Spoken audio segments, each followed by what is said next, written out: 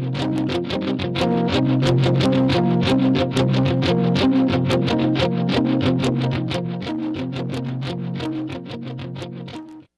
to the Libertarian Counterpoint. I'm Richard Fields. On the program today, we have Cheryl Leicester, who is the owner of Rosewood Environmental Engineering, Lee Welter, physician here in Sacramento, and Tom Tamarkin, who is the president and the CEO of USCL and Energy Site. Welcome to the show. Your big claim to fame, your invention, is the smart meter. That is something that has created controversy in a number of different ways. And we'll go into that tonight, why it has created controversy when, in effect, it's just a way of measuring electric and gas use. Why is it that the smart meter has attracted the attention of politicians and activists of all stripes? Well, I'm not sure that it has effectively attracted the attention of politicians yet. Oh, okay. But it's interesting that you mentioned that because, as you're aware, we're broadcasting tonight from Sacramento, and there is, in fact, an anti-smart meter rally being held downtown, which has been advertised widely over the last several weeks, and which has brought together a number of constituents, including environmental people, including doctors and physicians, to talk about the radio frequency issues in health, as well as people who are concerned about the intent of what the government and the utilities may ultimately do with what they perceive to be too much data coming from the individual house and being shipped off to a third party, such as a utility company's computer or a meter data management computer.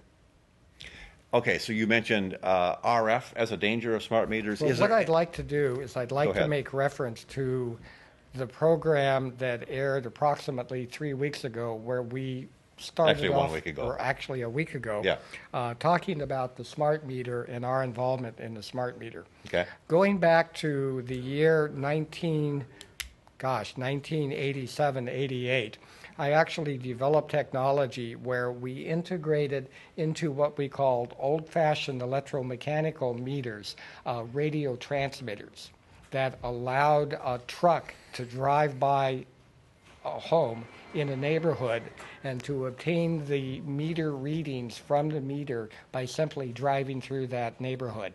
Now, in that instance, it involved putting a radio transmitter in each and every one of these meters.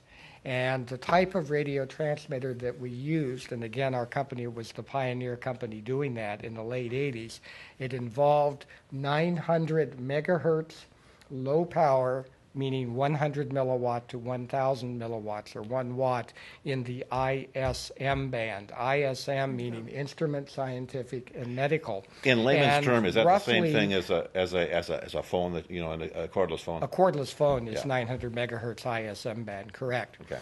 And approximately 5 million of these devices were installed around the United States, mostly by a company called Itron, and it was called an ERT, E-R-T module. And there was not one known instance of somebody claiming medical issues such as vomiting, such as headache, such as nausea, et cetera, which people are now claiming today as a result.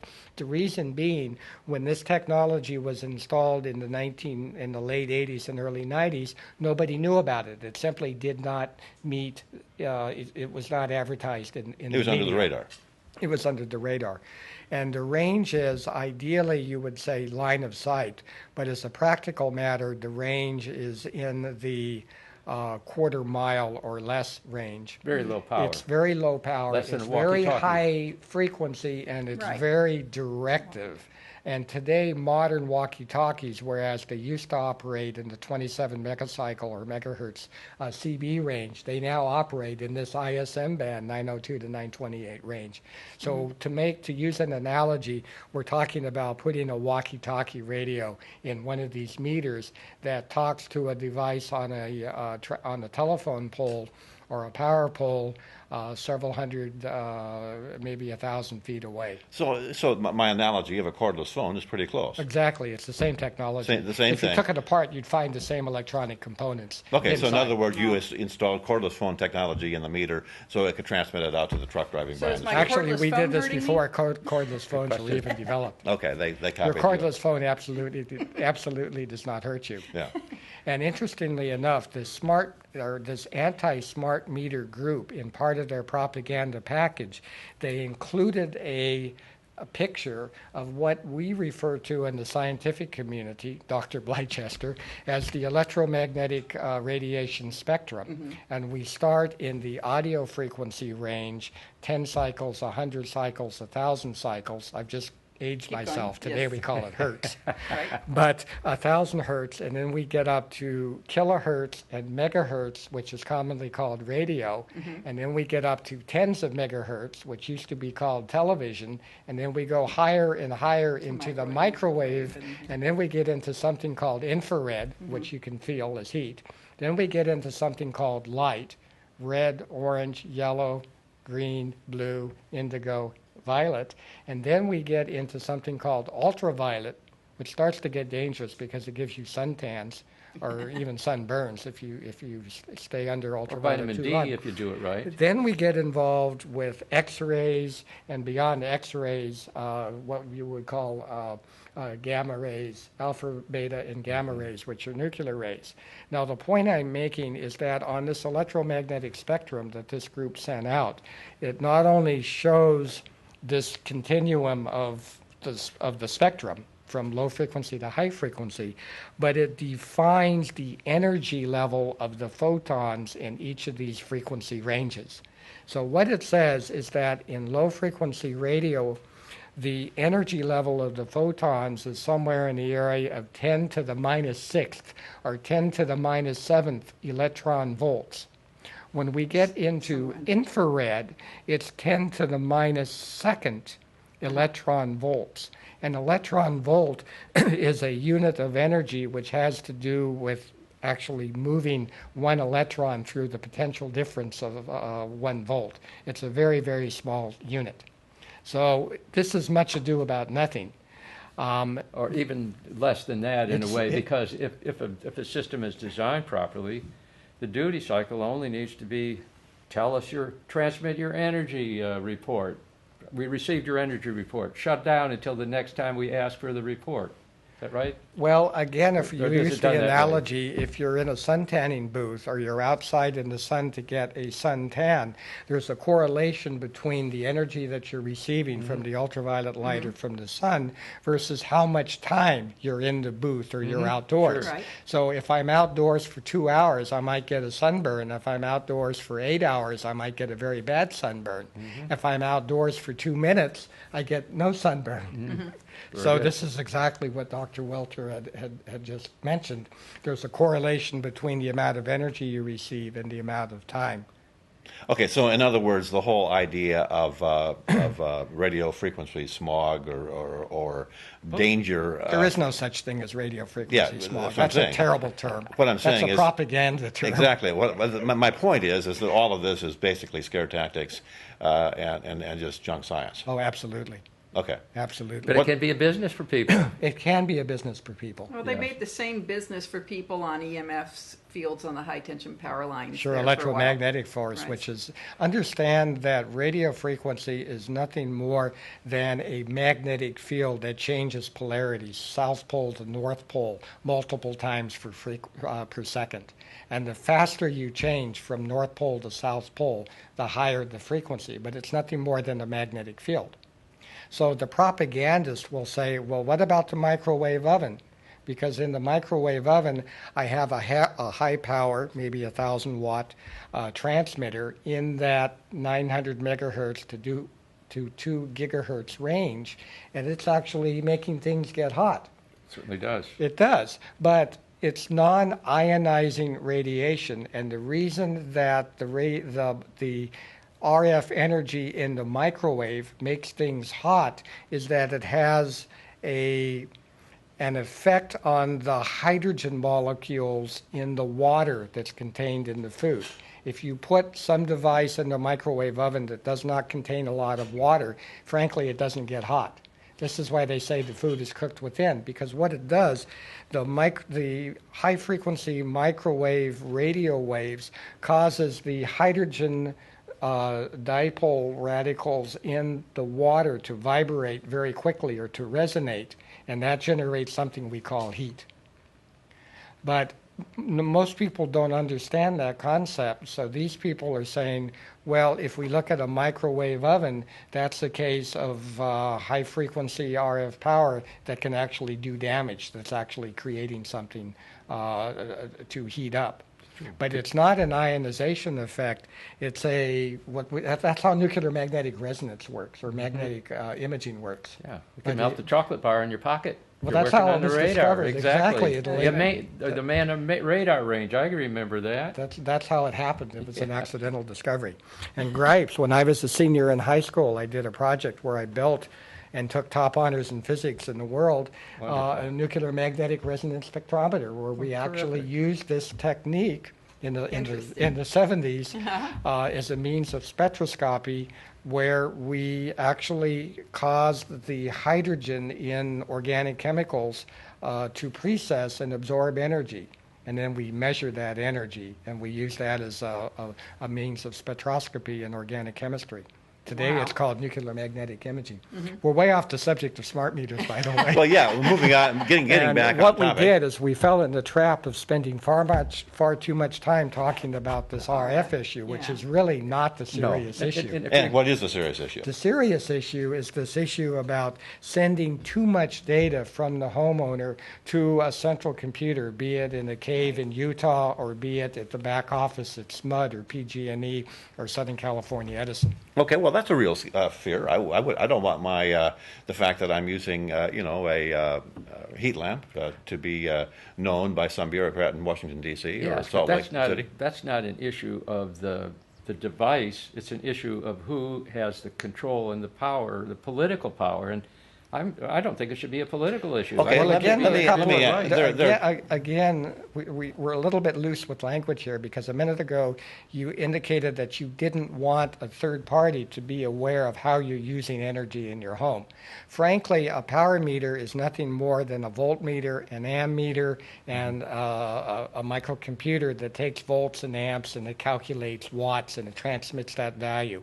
It cannot differentiate what watt is being used by what piece of what device in the home. Now it can it can't. It can't. But can it in the future? But with if you have- smart appliances, you could if have conceivably get appliances to that are that point. transmitting the When we information? bring in the specter of smart appliances, we now have transmitters and receivers in each of these appliances who themselves have a small power meter built into them, Right. who in turn communicate with the bigger power meter in the home, which you'd call a control device, which in turn could communicate with the utility or a third party. But is that where it's headed?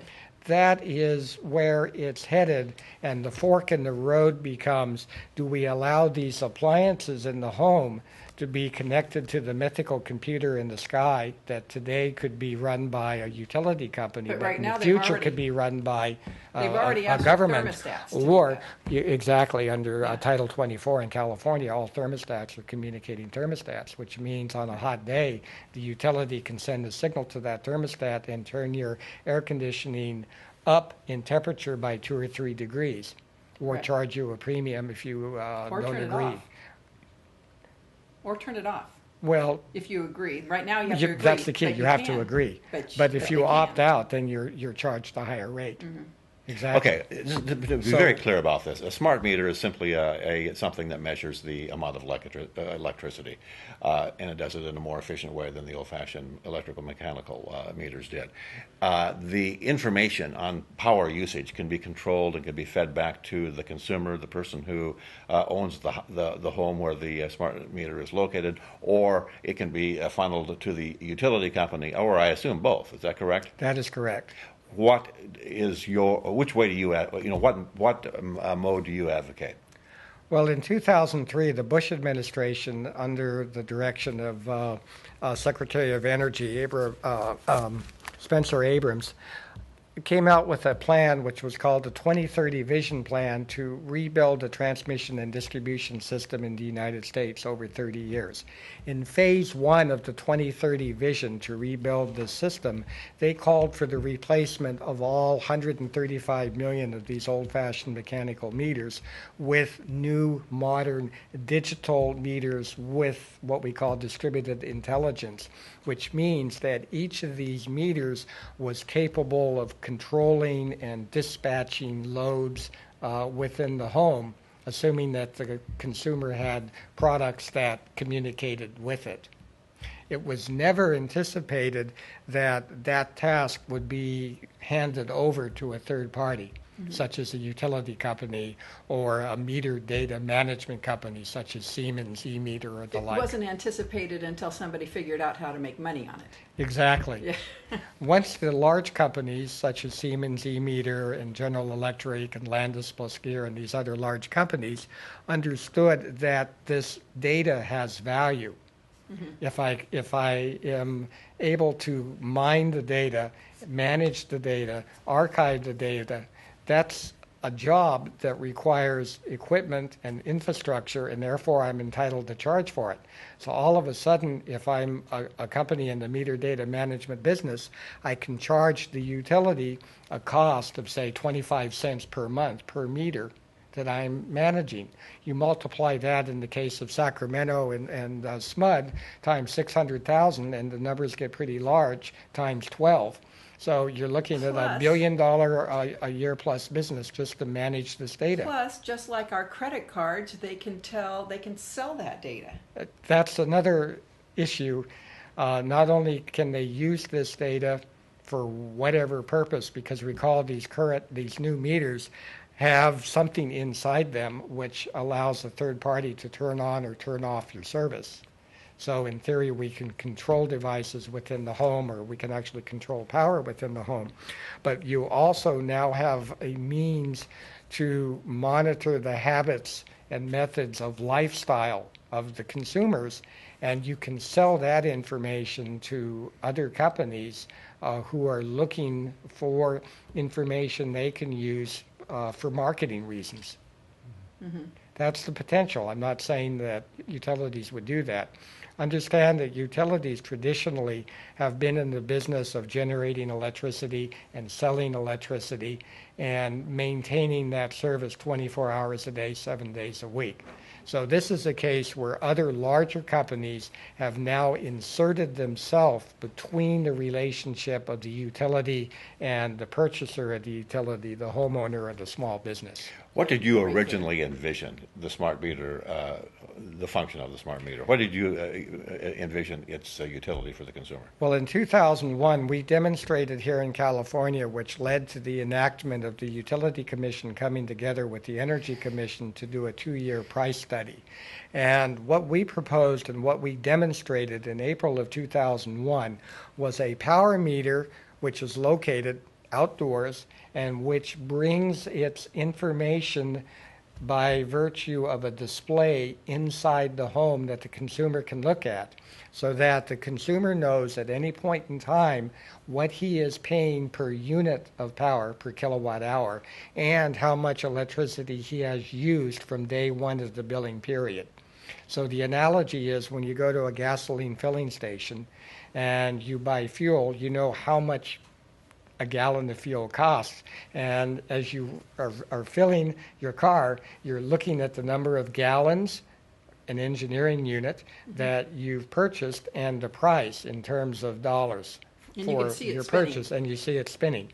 So that's the analogy. We bring that same type of display inside the home. So in other words, That's instead what- of displaying kilowatt hours, it's displaying dollars and cents. You display dollars and cents. And obviously, if we have that mathematical capability and we have that, what we call data, we can do many other things in terms of how we present the data from a graphic standpoint.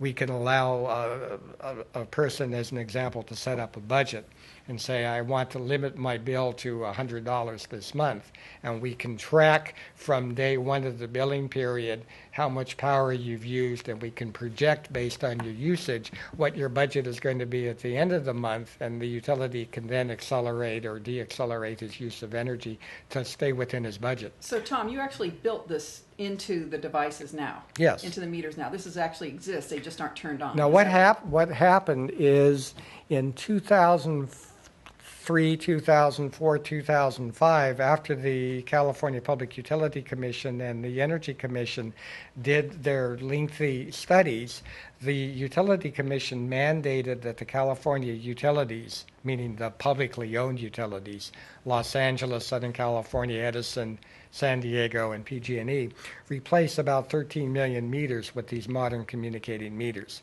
Mm-hmm. That was kind of the leading edge of the movement that has now become nationwide. As an example, here in Sacramento, our utility, which is not an investor-owned utility, it's a municipal utility, but they got on the bandwagon and they replaced 600,000 meters with a modern communicating meter, a communicating digital meter to what they call the smart meter.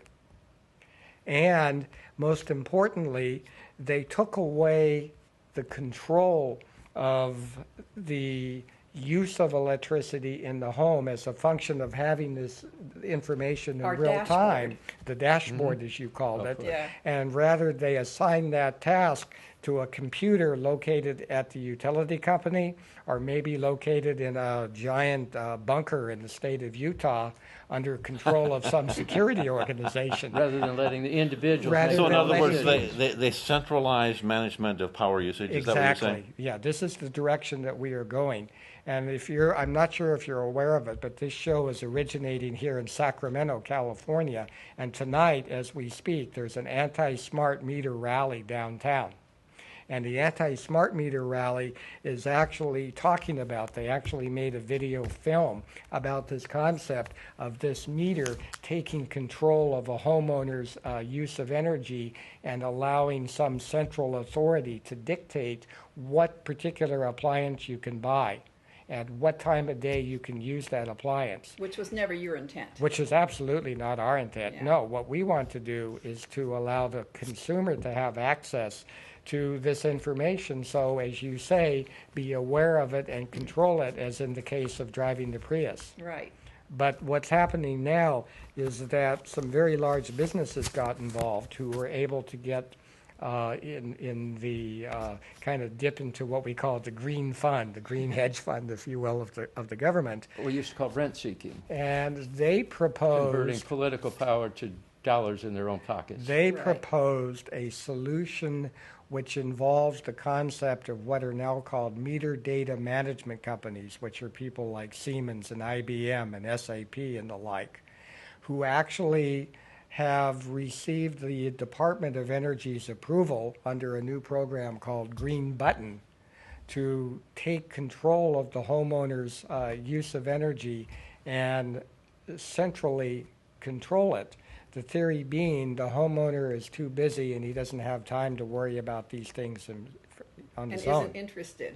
and isn't interested. Despite all evidence to the contrary, that the consumer is getting much more sophisticated and able to handle this information. Exactly, but again, we have to follow the money because, in fairness, these large companies are doing what they think is a service to the homeowner and to our citizens, and understand that they're doing it for profit. That is to say, a meter data management company, a utility, is in the business of generating and selling power. It does not want to be in the business of managing meter data. So these meter data management companies have contracts with the utilities, and they're charging some amount of money per meter per month, say 25 cents per meter per month. Multiply that times 100 million meters in the United States, times 12, and this is a very large business. So they'll know that my daughter is in the downstairs bathroom with the curling iron on, but I won't know. Well, they don't know. That's a myth. They have no way of knowing which particular device in your home is on. They only They know that the bathroom is pulling a heat source. No. They don't even know that.